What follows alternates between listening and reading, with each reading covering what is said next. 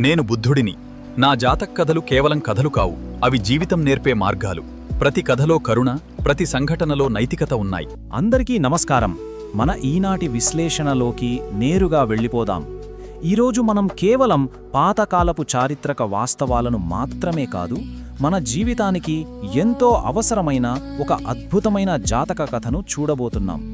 భ్రమకు సత్యానికి మధ్య ఉన్న తేడాను ఈ కథ ఎంత అద్భుతంగా చెబుతుందో చూస్తే మీరే ఆశ్చర్యపోతారు. ఈ అద్భుతమైన వాక్యాన్ని ఒక్కసారి గమనించండి. ప్రతి కథలో కరుణ ఉంది, ప్రతి సంఘటనలో నీతి ఉంది, ప్రతి మాటలో శాంతి ఉంది. ఎంత లోతైన అర్థం ఉందో కదూ! ఈ మాటలు ఈ కథ యొక్క అసలు ఉద్దేశ్యాన్ని మనకు కళ్ళకు కట్టినట్లు చూపుతాయి. ఈ జాతక కథలు కేవలం కాలక్షేపానికో వినడానికో కాదు, మన మనసులోని భ్రమలను తొలగించి అసలైన సత్యాన్ని చూపించడానికి మార్గనిర్దేశం చేస్తాయి. సరే, ఇక ఏమాత్రం ఆలస్యం చేయకుండా కథలోకి దూకెద్దాం. మొదటి భాగం, జేతవనంలో సమావేశం. అసలు ఈ కథ ఎక్కడ మొదలవుతుందంటే, ప్రాచీన భారతదేశంలో శ్రావస్తికి దగ్గరలో ఉన్న జేతవన విహారంలో. బుద్ధ భగవానుడు అక్కడున్నప్పుడు అనాథపిండికుడు అనే ఒక గొప్ప ధనవంతుడైన వ్యాపారి తనతో పాటు మరో 500 మంది స్నేహితులను తీసుకుని బుద్ధుని దర్శనం కోసం వెళ్లాడు. ఆ సమయంలో బుద్ధుని ముఖం పూర్ణచంద్రునిలా ప్రకాశిస్తూ ఉండటం చూసి వారు మంత్రముగ్ధులయ్యారు. ఆయన గంభీరమైన స్వరంతో ధర్మాన్ని బోధిస్తుంటే ఆ స్నేహితులంతా తమ పాత తప్పుడు మార్గాలను వదిలేసి అత్యంత భక్తితో త్రిరత్నాలను ఆశ్రయించారు. బౌద్ధ ధర్మంలో ఈ త్రిరత్నాలు అంటే కష్టాల నుండి విముక్తి కలిగించి జ్ఞానమార్గం వైపు నడిపించే అత్యంత పవిత్రమైన ప్రాథమిక ఆశ్రయం అని మనం ఇక్కడ గుర్తుంచుకోవాలి. కానీ అసలు కథ ఇక్కడే మలుపు తిరుగుతుంది. బుద్ధుడు జేతవనాన్ని విడిచిపెట్టి రాజగృహానికి వెళ్లగానే ఆ స్నేహితులందరూ తమ విశ్వాసాన్ని ఒక్కసారిగా కోల్పోయారు. ఏ త్రిరత్నాలైతే తమకు శరణు అని నమ్మారో వాటిని వదిలేసి మళ్లీ తమ పాత తప్పుడు సిద్ధాంతాల వైపు ఆకర్షితులయ్యారు. కొన్ని నెలల తర్వాత బుద్ధుడు తిరిగి వచ్చినప్పుడు ఈ విషయం తెలుసుకొని వారి చంచలమైన మనసును దారిలో పెట్టడానికి ఒక అద్భుతమైన కథను చెప్పడం మొదలుపెట్టాడు. అదే ఇద్దరు వ్యాపారుల కథ. ఈ కథ చెప్పడానికి బుద్ధుడు వారిని ప్రాచీన కాలపు బెనారస్ నగరానికి తీసుకువెళ్లాడు. బ్రహ్మదత్తుడు ఆ రాజ్యాన్ని పాలిస్తున్న కాలమది. అక్కడ ఒక తెలివైన వ్యాపారి, అలాగే ఒక మూర్ఖపు వ్యాపారి ఉండేవారు. వీరిద్దరి దగ్గర చెరో 500 సరుకుల బండ్లు ఉన్నాయి. అయితే అంత పెద్ద సంఖ్యలో బండ్లతో ఇద్దరు కలిసి ఒకేసారి ఎడారి గుండా ప్రయాణిస్తే దారిలో నీటి కొరత వస్తుందని, ఇరుకైన దారుల్లో ఇబ్బందులు తప్పవని వాళ్లు గ్రహించారు. అందుకే ఇద్దరు విడిపోయి ఒకరి తర్వాత ఒకరు వెళ్లాలని నిర్ణయించుకున్నారు. ఇక్కడ మనం గమనించాల్సిన ఒక ఆసక్తికరమైన విషయం ఏమిటంటే, వాళ్ళిద్దరి ఆలోచనా విధానంలో ఉన్న వ్యత్యాసం. మూర్ఖపు వ్యాపారేమో ముందుగా వెళ్తే ఎవరూ తాకని స్వచ్ఛమైన సరుకు దొరుకుతుందని, లాభమంతా తనకే వస్తుందని అత్యాశపడ్డాడు. కాని తెలివైన వ్యాపారి ఆలోచన వేరు. ముందు వెళ్లేవాళ్లు ఎలాగూ దారిని సరిచేస్తారని, వాళ్లు తవ్విన నీటి బావులను తాను సులభంగా వాడుకోవచ్చని చాలా దీర్ఘకాలిక ప్రయోజనంతో, వివేకంతో ఆలోచించాడు. ఇక తరువాతి భాగం, యక్షుని ప్రాణాంతకమైన భ్రమ. ఆ ప్రమాదకరమైన ఎడారి ప్రయాణంలోనే మూర్ఖపు వ్యాపారికి ఒక ఊహించని అతీంద్రియ శక్తి ఎదురైంది. ఇక్కడ యక్షుడు అంటే కేవలం ఏదో ఒక సాధారణ రాక్షసుడు కాదు సుమా.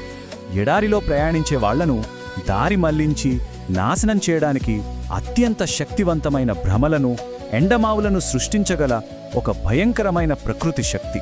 ఇప్పుడు ఆ మూర్ఖపు వ్యాపారి ఈ యక్షుని వలలో ఎలా చిక్కుకున్నాడో చూద్దాం. ఎక్కడ కనిపిస్తున్న ఈ 4 దశలను చూస్తే ఆ వ్యాపారి చేసిన వినాశకరమైన ప్రయాణం మనకు స్పష్టంగా అర్థమవుతుంది. మొదట అతను ఎడారిలోకి ప్రవేశించాడు. ఆ తర్వాత యక్షుడు మాయచేసి ముందుకు వెళితే దారిలో భారీ వర్షం పడుతుందని, అక్కడ నీరు సమృద్ధిగా దొరుకుతుందని నమ్మించాడు. ఆ మాయను గుడ్డిగా నమ్మిన ఆ మూర్ఖపు వ్యాపారి బరువు తగ్గుతుందనే ఉద్దేశంతో తమ దగ్గరున్న విలువైన నీటినంతా పారబోశాడు. చివరకు ఆ భ్రమలో చిక్కుకుని చుక్క నీరు కూడా దొరకక అతని బృందమంతా దాహంతో అల్లాడిపోయింది. ఆ రాత్రి ఎడారిలో జరిగిన దృశ్యం అత్యంత భయానకమైనది. దాహంతో అలసిపోయి స్పృహ కోల్పోయిన ఆ వ్యాపారిని, అతని 500 మంది బృందాన్ని యక్షులు రాత్రికి రాత్రే దాడి చేసి తినేశారు. తెల్లవారేసరికి అక్కడ కేవలం వారి ఎముకలు మాత్రమే మిగిలాయి. కేవలం ఒక చిన్న భ్రమను గుడ్డిగా నమ్మడం వల్ల, సత్యాన్ని విస్మరించడం వల్ల జరిగిన ఎంతటి ఘోరమో కదా ఇది. ఇక తర్వాతి భాగం, విచక్షణ యొక్క వివేకం. కొన్ని వారాల తర్వాత సరిగ్గా అదే ప్రదేశానికి ఆ రెండవ అంటే తెలివైన వ్యాపారి చేరుకున్నాడు. ఇప్పుడు మనందరికీ వచ్చే అతిపెద్ద ఉత్కంఠభరితమైన ప్రశ్న ఒక్కటే, రెండవ వ్యాపారి కూడా అదే ఎండమావికి, అదే మాయకు బలి అవుతాడా? ఎందుకంటే యక్షుడు మళ్లీ అదే వ్యూహంతో వర్షం పడుతున్న భ్రమను సృష్టిస్తూ ఈ తెలివైన వ్యాపారిని కూడా మోసం చేయడానికి ఎదురొచ్చాడు. మరిప్పుడు ఏం జరిగి ఉంటుందంటారు? ఇక్కడే అతని అసలైన వివేకం బయటపడింది. అతడు యక్షుని మాటలను గుడ్డిగా నమ్మేలేదు. చుట్టుపక్కల వాతావరణాన్ని గమనించాడు. వర్షం వచ్చే సూచనలు ఏ కోశానా లేవని విచక్షణతో ఆలోచించాడు. వెంటనే తన బృందాన్ని అప్రమత్తం చేశాడు. ఇదంతా యక్షుల మాయ, మన దగ్గరున్న నీటిని ఒక్క చుక్క కూడా పారబోయవద్దు అని ఖచ్చితమైన ఆదేశాలిచ్చాడు. ఆ భ్రమను పూర్తిగా విస్మరించి తన బృందాన్ని, తన సరుకులను అత్యంత సురక్షితంగా కాపాడుకుని ప్రాణాలతో బయటపడ్డాడు. అలా అత్యంత జాగ్రత్తగా ముందుకు సాగుతున్న ఆ తెలివైన వ్యాపారి బృందానికి దారిలో ఆ మొదటి మూర్ఖపు వ్యాపారి మరియు అతని అనుచరుల ఎముకల అవశేషాలు కనిపించాయి. అది అత్యంత బాధాకరమైన దృశ్యం. కానీ విచక్షణ, ముందుచూపు అనేది మనిషి ప్రాణాలను ఎలా నిలబెడుతుందో, భ్రమను నమ్మడం ఎలాంటి వినాశనానికి దారితీస్తుందో నిర్ధారించడానికి ఇంతకంటే బలమైన ఉదాహరణ మరొకటి ఉండదు. ఇక ముగింపు భాగానికి వస్తే అంతిమ సత్యం. ఇప్పుడు ఈ ప్రాచీన జాతక కథ నుండి మనం తిరిగి వర్తమానంలో జేతవన విహారంలో ఉన్న బుద్ధ భగవానుడి దగ్గరకు వెళ్దాం. ఆ 500 మంది చంచల మనస్కులకు బుద్ధుడు ఈ కథ ద్వారా ఒక అంతిమ సత్యాన్ని అత్యంత బలంగా బోధించాడు. ఇక్కడ అత్యంత కీలకమైన పాయింట్ ఏమిటంటే, సాక్షాత్తు బుద్ధుని మాటల్లోనే చెప్పాలంటే, మూర్ఖులు అసత్యాన్ని నమ్మి నాశనమవుతారు, సత్యాన్ని పట్టుకున్నవారు రక్షించబడతారు. అబద్ధపు సిద్ధాంతాలను, భ్రమలను ఆశ్రయించడం ఎంత ప్రమాదకరమో, సత్యమార్గాన్ని, త్రిరత్నాలను ఆశ్రయించడం ఎంత సురక్షితమో ఈ కథ ద్వారా వారికి పూర్తి స్థాయిలో కనువిప్పు కలిగించాడు. ఇక్కడే అందర్నీ ఆశ్చర్యపరిచే ఒక అద్భుతమైన నిజాన్ని బుద్ధుడు వెల్లడించాడు. ఈ కథలోని ఆ పాత్రలు మరెవరో కాదు, వారి గత జన్మలే. ఆ ఎడారిలో మరణించిన మూర్ఖపు వ్యాపారి దేవదత్తుడు. అయితే వివేకంతో అందరినీ రక్షించిన ఆ తెలివైన వ్యాపారి సాక్షాత్తు ఈ బుద్ధ భగవానుడే.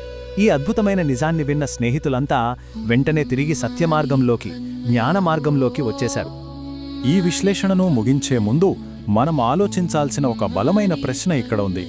శీఘ్ర లాభాలు వస్తాయనే భ్రమ కోసం మనం ఈ రోజుల్లో ఎన్నిసార్లు మన మూల సత్యాలను విడిచిపెడుతున్నాము? 2500 ఏళ్లు గడిచినా మనిషి నైజం ఏమాత్రం మారలేర్దననిపిస్తోంది కదూ. ఆధునిక జీవితంలో కూడా మన చుట్టూ ఎన్నో యక్షుని భ్రమలున్నాయి. వాటిని మనం గుడ్డిగా నమ్మకూడదు. సత్యాన్ని పట్టుకుందాం, ఎల్లప్పుడూ విచక్షణతో ఆలోచిద్దాం. ఈనాటి మన విశ్లేషణలో పాల్గొన్నందుకు ధన్యవాదాలు. మనం ఇక్కడ తెలుసుకున్న సత్యం ఎప్పుడూ మనల్ని సరైన మార్గంలో నడిపిస్తుందని ఆశిద్దాం.